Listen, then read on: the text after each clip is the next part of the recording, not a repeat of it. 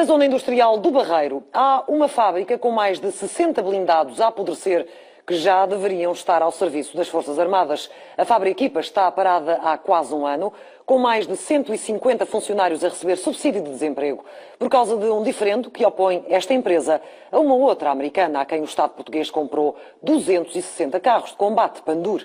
O dono da fábrica, que reclama cerca de 100 milhões de euros em contrapartidas à Steyr GD, diz que este é um verdadeiro caso de polícia, pior que o processo dos submarinos. Já não há barulho de serras, nem de máquinas de soldar, nem vozes de operários. Apenas o silêncio e o abandono. A fábrica, que já foi um dos maiores empregadores do Barreiro, é agora tão só um armazém fantasma onde repousam as carcaças de dezenas de carros de combate. Neste momento em produção estão cerca de 60 nos vários estádios de produção, com os armazéns cheios com todo o equipamento. Para o desemprego foram mais de 150 de operários, muitos em situação difícil. Há 5 anos e meio havia música e passadeira vermelha para a inauguração da unidade que ia produzir os Pandur, os substitutos dos velhos Chaimite, no Exército e na Marinha. A decisão de comprar a gigantesca frota de blindados tinha partido do governo anterior, mais precisamente do então Ministro da Defesa, Paulo Portas. O contrato de fornecimento acabou por ser assinado a 15 de fevereiro de 2005, a 5 dias das eleições que levariam Sócrates ao poder.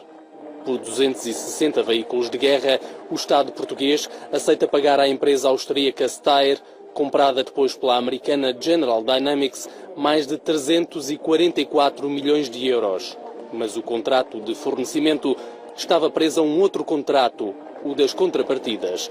Neste, a Steyr GD assumia proporcionar à economia portuguesa contrapartidas no valor de 516 milhões de euros no prazo de 9 anos, ou seja, até 2014. Extintas já por este governo, as contrapartidas representavam investimentos diretos ou negócios que as empresas adjudicatárias estrangeiras estavam obrigadas a fazer em Portugal como compensação pela venda de equipamentos militares. No caso dos Pandur, um desses programas de investimento previa que a construção de grande parte dos veículos, 219 mais precisamente, fosse feita em Portugal numa empresa portuguesa. A fábrica acabou por ser a beneficiária do projeto depois de uma primeira tentativa falhada com a GOM, Gestão de Operações Metalomecânicas. A empresa de Francisco Pita, também piloto de todo o terreno, dedicava-se até então à construção de semi-reboques. A fábrica já existia. Nasce para o programa Pandur, ou renasce para o programa Pandur, e em 2006, quando nós assinamos o contrato, estávamos plenamente convencidos que o programa Pandur ia ser algo muito importante na economia portuguesa e ao mesmo tempo na criação de emprego. Para além da produção dos Pandur, a fábrica ficaria beneficiária de outros 3 programas de contrapartidas. Incluía a reabilitação da empresa portuguesa, a transferência dos conhecimentos técnicos e licenças, a exportação de veículos para outros países e a manutenção dos Pandur no período de garantia. Dos 4, apenas um está de pé. Mantivemos uma linha de cerca de 20 trabalhadores na área das garantias, porque já tínhamos entregue mais de 150 carros e era fundamental que esses carros que tinham sido entregues às Forças Armadas Portuguesas fossem garantidos e tivessem manutenção. Desde setembro que fomos forçados a congelar a produção. A GD, nessa altura, também deixou de pagar à fábrica. Nós tínhamos um contrato tipo back-to-back no respeito ao pagamento. O Estado português pagava à GD, a GD pagava-nos a nós. Nós, sendo o elo mais fraco, a GD entendeu que a melhor forma que tinha de pressionar o Estado português a pagar era não nos pagar a nós.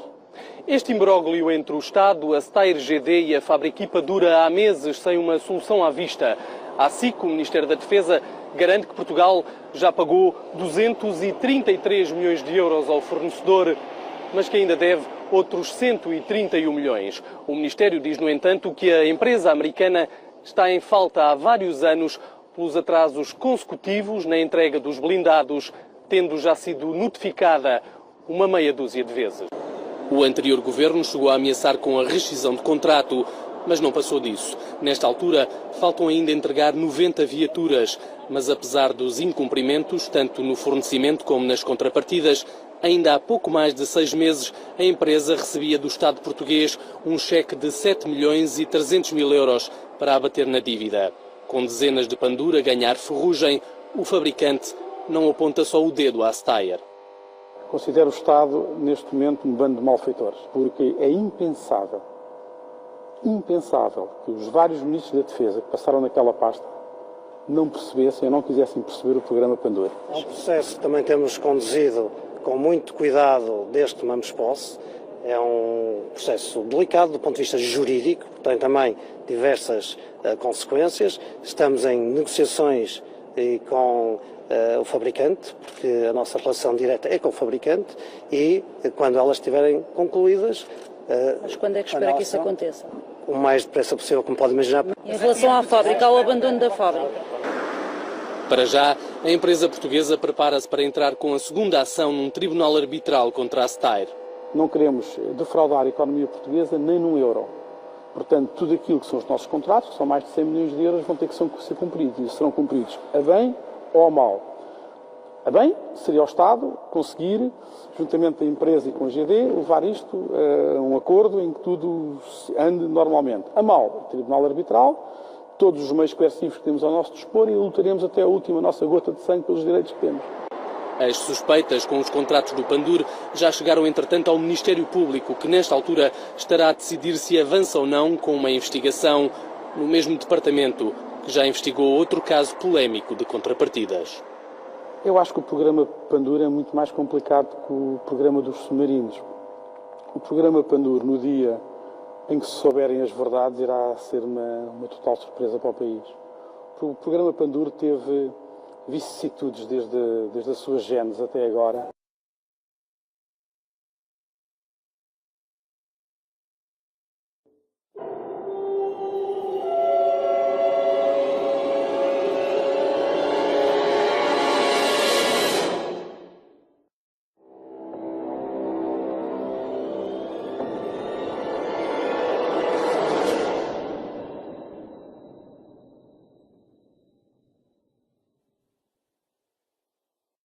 Na zona industrial do Barreiro, há uma fábrica com mais de 60 blindados a apodrecer que já deveriam estar ao serviço das Forças Armadas. A Fábrica está parada há quase um ano, com mais de 150 funcionários a receber subsídio de desemprego, por causa de um diferendo que opõe esta empresa a uma outra americana, a quem o Estado português comprou 260 carros de combate Pandur.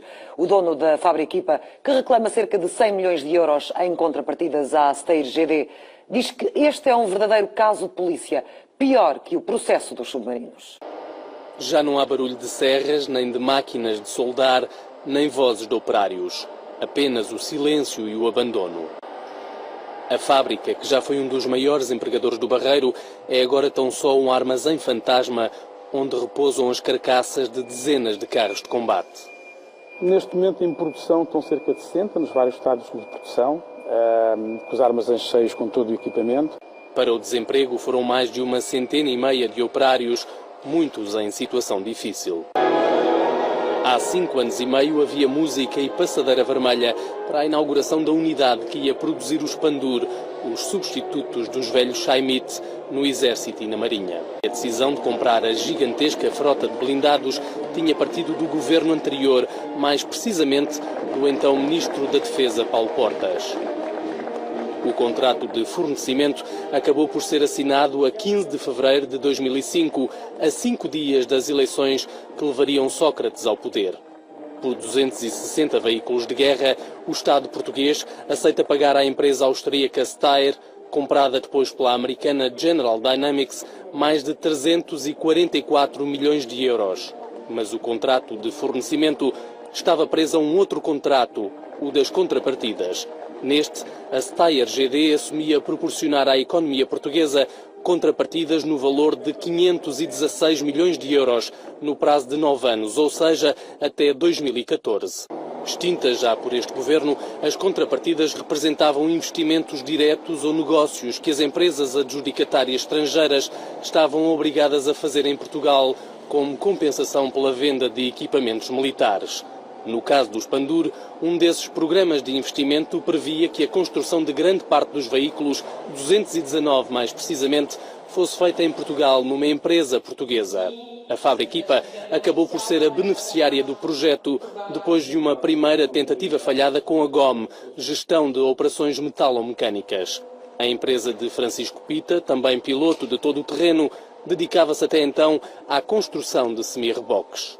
A fábrica já existia, nasce para o programa Pandur, ou renasce para o programa Pandur, e em 2006, quando nós assinamos o contrato, estávamos plenamente convencidos que o programa Pandur ia ser algo muito importante na economia portuguesa e, ao mesmo tempo, na criação de emprego.